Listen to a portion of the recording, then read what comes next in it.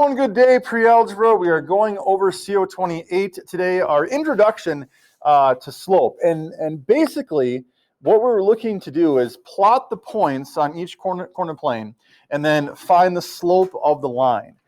Who can remind us all what slope is, what it describes, what it tells us, what it looks like, anything? Aiden? I have a question. Yes. Did I do this lesson already? Yes.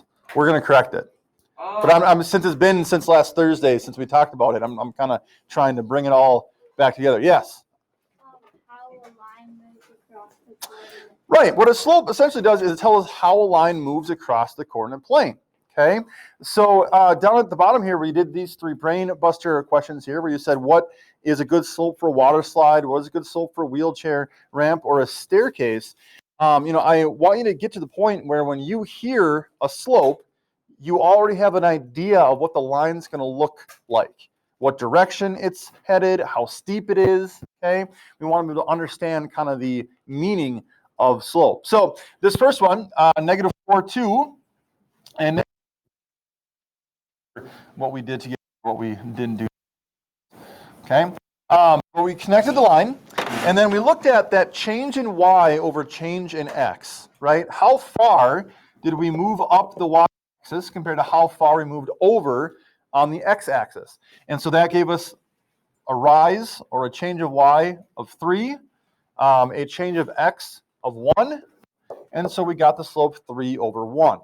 Okay? And what that tells us, when you hear that slope 3 over 1, you should be picturing, you're going up 3 on the y-axis over 1 on the x-axis. Fairly steep or not so steep? Pretty steep, right? Okay. The next one, 1, 6, and 5, 3. 1, 6 is there, 5, 3 is here. Okay. For this one, since we read a graph from left to right, we actually have to count down the y-axis first, and then over on the x-axis second. So since we're going down the y-axis from 6 to 3, that's a change of 3, and we say it's negative 3 because we're going down. And then from 1 to 5 on the x-axis is a change of 4. So the slope here is negative 3/4. Steep or not so steep? Or kind of in the middle? Kind of in the middle. Okay? What else is different about our second line compared to our first one? Aiden? It's going like a different way, so it goes negative. Right. Reading a graph from left to right, our first slope is going up from left to right. Our second slope is going down from left to right. What about their slopes might explain that? What about their slopes might explain that? The direction that they are headed. Aiden? The first one's technically like heading up, so it's kind of heading like positive, sort of. You got it. The second one's like heading towards the negative section. Exactly. A positive slope will give you a line that's going up from left to right. A negative slope, negative 3/4, gives you one that's going down from left to right. Okay? So already we're kind of seeing some characteristics of slope. We have how steep the line is, okay? And then which direction it is headed. Negative 3, that's there. 1, 5 is here. Our slope is going to be positive because the line is going up from left to right. And it looks like we're going from negative 3 to 5 on y, which is a change of 8. And then from negative 3 to 1 on x, which is a change of 4. So we did this one together, I believe, because I do remember simplifying here. Our slope, 8 over 4 being a fraction, can be reduced to 2 over 1. And we talked about how, if you go up 8 over 4, you end up at our second point. But if you go up 2 over 1 repeatedly, you're back on the line each and every single time. Okay? So 2 over 1 should be the slope that you ultimately have, because being a fraction, I do want you to be simplifying these. Okay? Yes, Aiden? So 2 over 4 is... 2 over 4 is not the slope. Okay? Because originally with the given ordered pairs, you're going up 8 and over 4. And so our kind of initial slope is 8 over 4, which when we reduce that, the fraction 8/4 divided by 4 and divide by 4, we get 2 over 1. I think I meant to say 2/1. Yes, 2 over 1 should be what you have. Okay? Anything else with it? Yeah. How do you know like what way to go? Like whether to count up or count over? You mean? Or so you always do the y-axis first, right? So you're starting at the left point every single time because you go from left to right. And if your second point is higher than the first one, you're counting up the y-axis and then to the right. If your second point is lower than the first, then you have to go down the y-axis and to the right. So always start with that vertical change and then go to the right to get your second point. Is that what you're asking? Okay.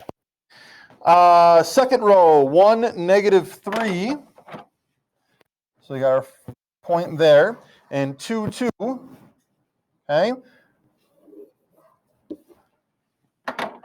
We're starting at the point on the left, and we have to go up the y-axis to get to our second point. And we're going up 5. And then we have to go to the right, over 1. Our slope is 5 over 1. 5 over 1. Steep or not so steep?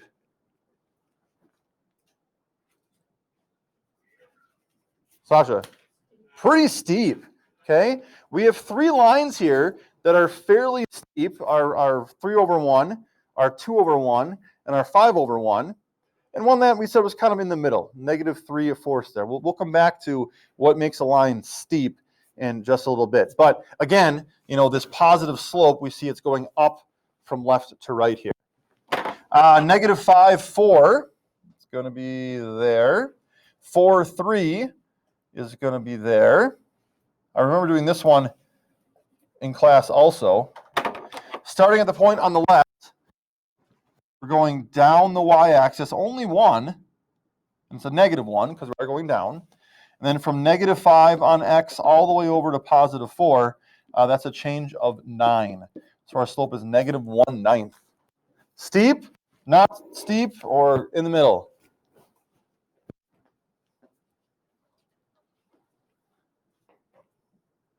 Yvonne, not steep at all. Most of you probably have this answer for the wheelchair ramp down here. Okay? If not, then you like to live dangerously, I guess. But that's probably the clearest, if you want a wheelchair ramp, you want it to be very not steep, almost flat, okay? And none of these other ones really accomplish that. The last one, 0, 5, and 6, -3. Okay? Again, it's going to be a negative slope. It's sloping downward from left to right. And starting with the point on the left, from 5 to -3, that's a change of down 8. And then from 0 over to 6 on x is a change of 6. So our initial slope, -8 over 6, can be reduced to -4 over 3 by dividing both by 2. And you can see that if we go down 4 and over 3, we're back on the line again. And then down 4 again, over 3, we're back on the line again. Okay, so it works. All right, take a look at each line's steepness.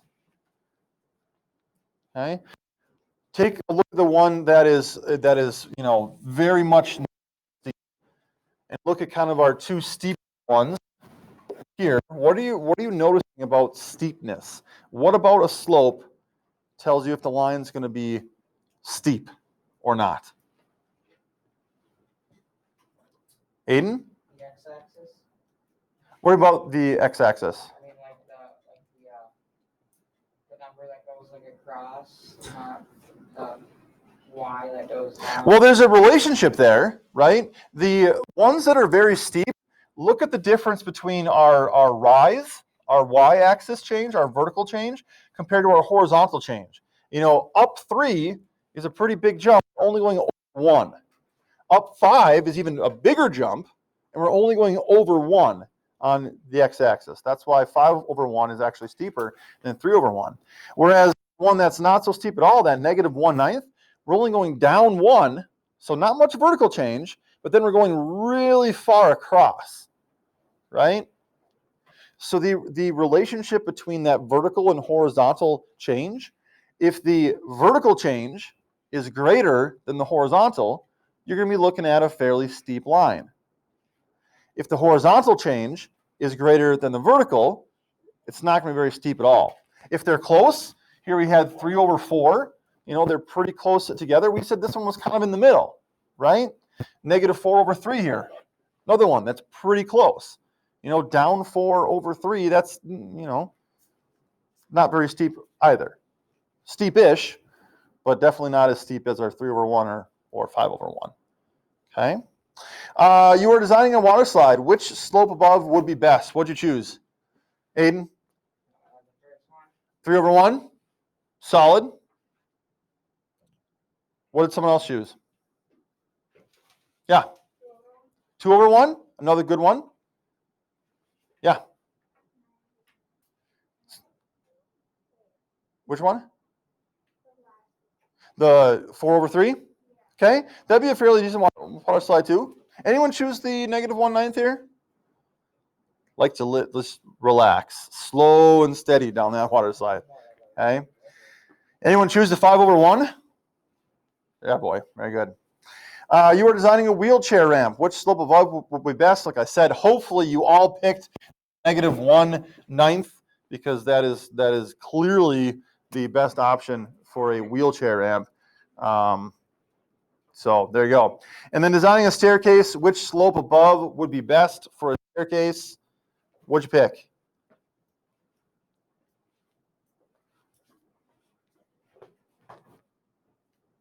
Yeah. -4/3 would be a good one. Okay, kind of, pretty standard staircase there, pretty even. Okay, Smile. -4, again, pretty even. You don't, if you have an attic in your house where there's not a lot of horizontal space to go up very high, your staircase might look something like this 3/1, where it's very narrow places for your feet and then very high steps, right? That's because you have a high vertical change and not a very far horizontal change. Have you ever done those steps before where it's like they're different sizes, where it's maybe one like that size and then one that's longer, and then like one's there and short or something like that? Ever come across a staircase like that? There's one at St. John's where I went to college, and this one would always trip me up. I always actually walked on the grass and down the hill beside it because I would always just trip over myself going down that awkward staircase. That was not very coordinated. Aiden, you have a question? No. Very well. All right. Any questions on slope, your introduction to slope and how it's found when you've got 2 points graphed on a line?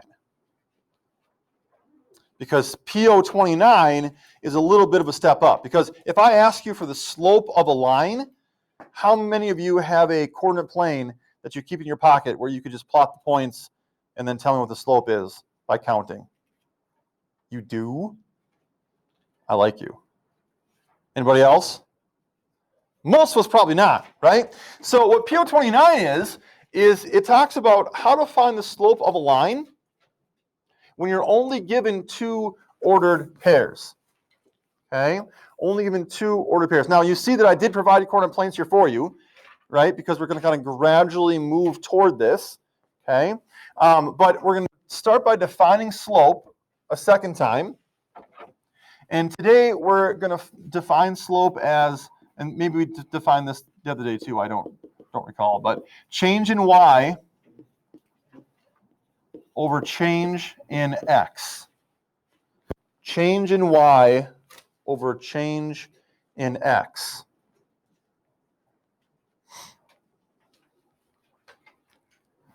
Right? What's that vertical change? I used that phrasing correcting CO28. What's that horizontal change? And when we use the word change, what operation are we talking about? Like when you calculate change, when you go to the store and something is $4.60 and you pay with a 5, you calculate change. What operation are you using? If today it's going to be 18 degrees outside, tomorrow it's going to be 22, and you want to figure out what the temperature change is, what operation are you using there? What operation does change associate itself with? Maggie? Sorry? Not division.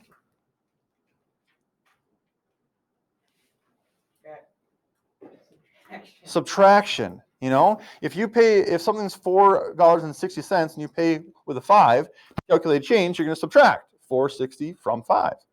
Okay? If it's 18 degrees today, 22 degrees tomorrow, the temperature change, 22 minus 18, will give us a temperature change of 4. Okay? So another way to describe this change in y or change in x is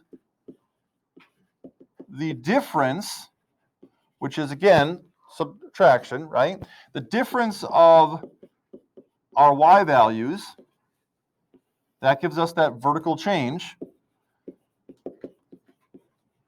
compared to the difference of our x values. That gives us that horizontal change. Okay? The difference of the y values over the difference of the x values. And so the slope formula, which is a key point, and it's used to calculate slope when you're given two ordered pairs, y2 minus y1 over x2 minus x1. We're finding the difference of our y values compared to the difference of our x values, that change in y over change in x. I'll give you an example of how to use this before we get to the work below. Okay? So let's say we have the ordered pairs 3, 5, and 1, 10. Okay?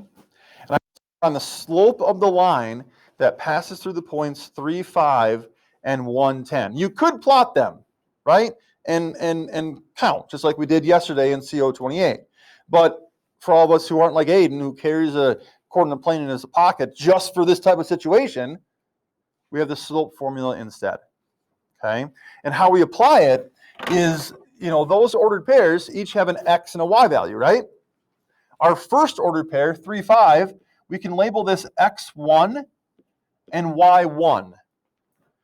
When you've got a little number that's kind of lowered there, like an exponent's raised, right? It's above the number. When that little 1 is kind of below the number or on the bottom of it, it's like an order first. First x value and first y value.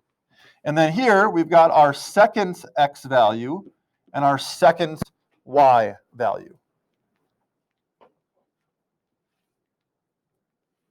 So two ordered pairs, our first x, our first y, then our second x and our second y. And if you'll notice, I used x1, y1, x2, and y2. Those are the exact same things that are in the formula. So once you identify what your first x and your second x, your first y, your second y are, now let's just plug them into this. Okay? Our two y values here, 10 and 5, we want to find the change. So we subtract them. y2 minus y1, 10 minus 5. Our x values, 1 and 3, again, we want to find the change. What's the difference from 1 to 3? So we're going to subtract them. And what we get, 10 minus 5 is 5. 1 minus 3 is -2. This line is going to have a slope of -5/2. And when you see that, you should immediately be able to picture what this line is going to look like. Is it going to be going up from left to right or down from left to right? Aiden? Down, right? It's going to be sloping downward, okay, because it's negative. Is it going to be a steep line? Not so steep? or kind of in the middle? Is it the steepish side, the not so steepish side? Is it more water slide, more wheelchair ramp, or is it staircase in the middle? Look at that vertical change compared to the horizontal change. Yeah? Maybe staircase. I would also accept water slide, right? Because we are going down 5 and over 2. Our vertical change is, not significantly greater, but greater than our horizontal change. It's probably, this is probably fairly accurate, but down 5-ish or so over 2, our line's probably going to look more like this maybe. Okay? So maybe a staircase to an attic, right? But it's definitely not going to be a wheelchair ramp because that vertical change is greater than the horizontal change.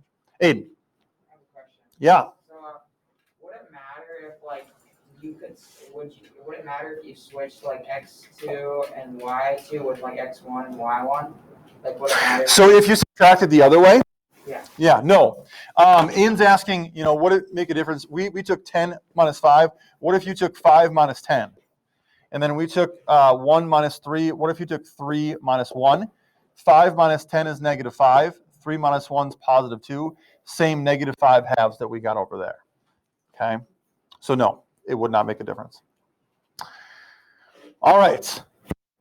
Thank you for sitting and listening well and taking notes well. It's time for you to do some practice here. Get that blood flowing back through your arms and limbs. So here we go. You've got 4 things to do here. Letter A, use the points to graph the line. So we are kind of starting simple here, going back to PO29 and just plotting the points. So let's do the first one together here. Use the points to graph the line. 2, 1, and 3, 5. Okay, we're going to connect them with a line. Hopefully yours is better than mine. And now letter B, we're going to find the slope of the graph by counting. Same thing we did in PO29. Our vertical change going from 1 to 5. We're going up 4. Our horizontal change from 2 to 3, we're going over 1. So by counting, we have a slope of 4 over 1. Now we're going to test this by using the formula. Because if we use the formula, I want you to know whether you've got it correct or not. So find the slope using a method you've already learned that you know how to do by counting. And then by using the formula, if you get the same answer, then you know you've done the formula correctly. If you get a different answer, then you got to go back and look and see where things went wrong. Okay, so using the formula, 2, 1, and 3, 5, label these x1, y1, our first ordered pair, our first x, our first y, and then x2 and y2, our second x and our second y.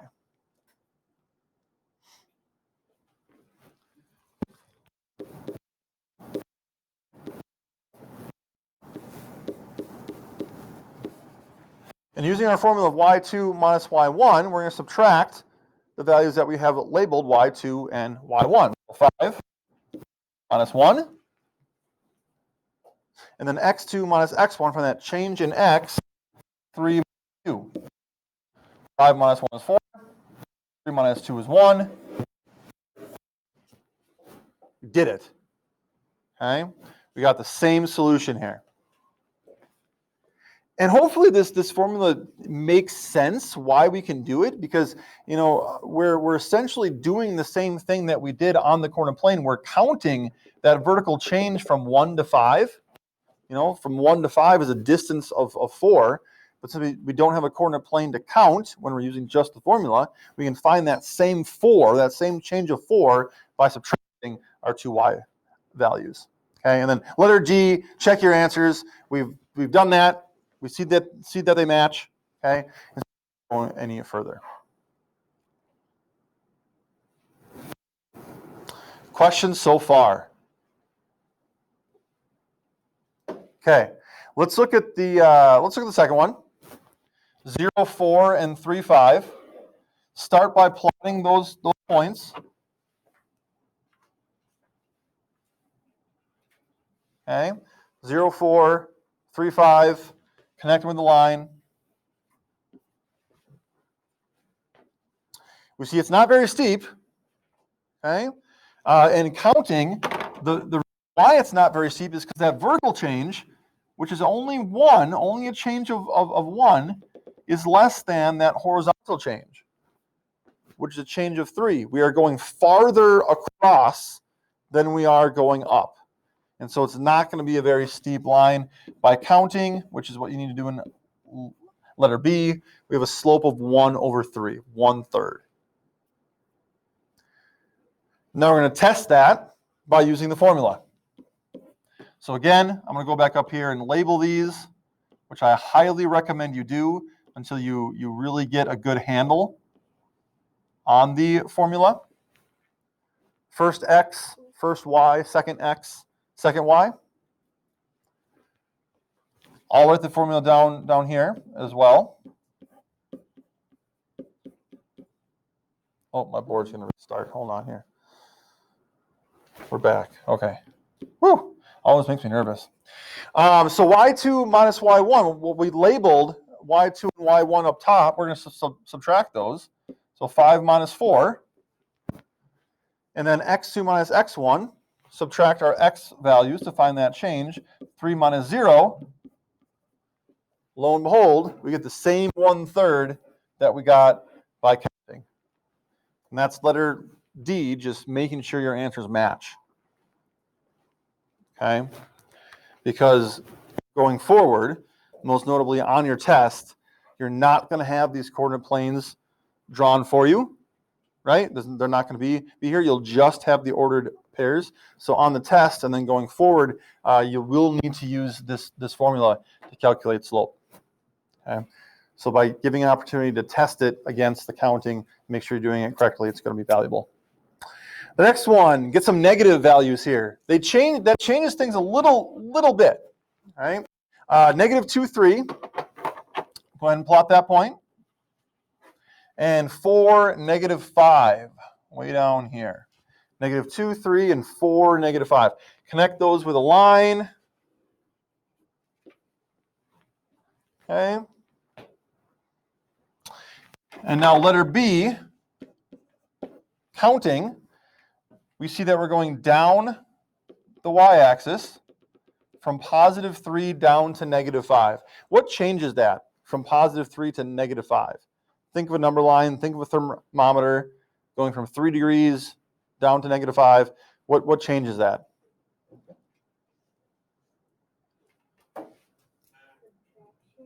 We're going down, and by what amount? Or whoever, sure, if you know it. More than -2 from 3 to -5. You know, you can see that we're counting down further than just 2. Yvonne?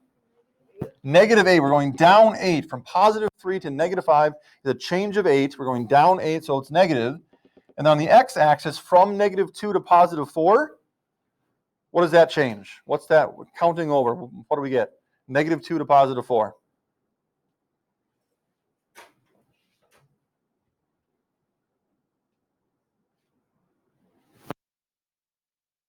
Six. Okay? So we're going down 8 over 6. Our initial slope, -8, 6. We're going to simplify that to be -4/3. And just a notation note here. Notice how in -8 over 6, I put my sign in front of the 8. And then when I wrote the -4, my sign is more in front of the fraction as a whole. Okay? Either way is fine. They mean the exact same thing.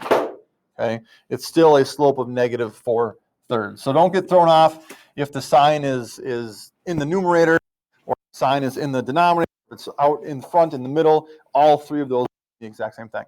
Okay? So let's use our formula. Let's test this.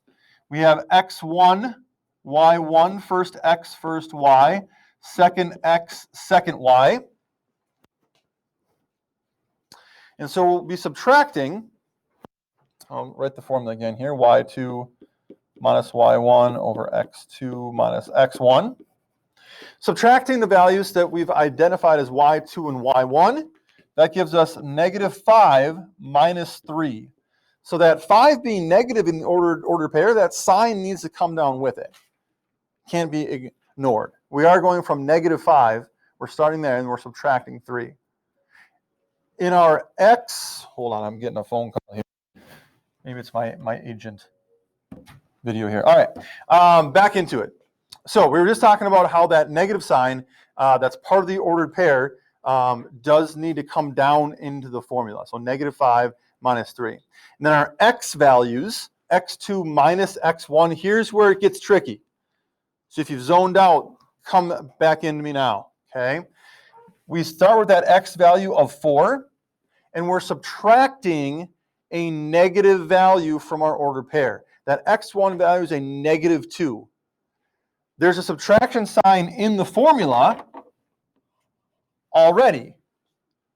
Both signs need to be in your calculation. The subtraction sign from the formula and the negative sign that belongs with the 2 from the ordered pair. If you think back all the way to PO8, I believe it was, PO9, what happens when you subtract a negative number, such as we have here, 4 minus negative 2? Aiden? It like goes deeper into the negatives. It does not, actually. Subtracting a negative becomes addition. That's the same as saying 4 plus 2. So if you didn't catch that and you kind of worked ahead and you put negative 5 minus 3 is negative 8, 4 minus negative 2, that's just 2. Hopefully you noticed that your slopes don't match here. And so then you stopped and said, whoa, wait a minute here. Something went wrong. And what went wrong is that 4 minus negative 2 is not 2. It's the same as 4 plus 2, which is 6. And negative 8/6 can be simplified to be negative 4/3, which is the same slope that we got in letter B. So that's the reason why I'm having you find the slope 2 different ways. Because if they don't match, it gives you an opportunity to stop and say, okay, what went wrong? What do I need to fix? What did I miss? Okay. Questions, comments, concerns, complaints, comments, congratulations, or criticisms? Other than the video is way too long today. Anything else? Well, don't put it away yet. I'm not done. Take it back out. No? Okay.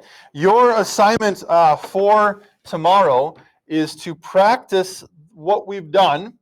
And you've got several of these to do here. You've got 12, I believe, left. I would like you to pick 7 of the 12, so just over half of them. 7 of the 12 you have remaining, 3 on the first page, 9 on the second page. Do 7 of them for tomorrow, just like we did in the 3 that we did together in class. You are plotting the points, you're connecting them with a line, you're finding the slope by counting, then you're finding the slope by using the formula, and you're making sure that those 2 things match. Okay? So 7 of the 12 for tomorrow.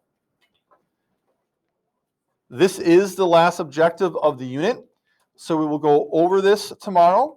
You'll get your practice test, and we'll have our test on Friday. Okay? Now, tomorrow being Thursday, I am after school for some help. If you want to stay after school tomorrow and kind of do a little bit of test prep, go over the practice test. It's been a little while, since the beginning of the unit. Okay, you want to go over some things, then stay after school tomorrow, 2 o'clock to 3:15. All right. So 7 of these 12 due tomorrow for homework, and that is how you math.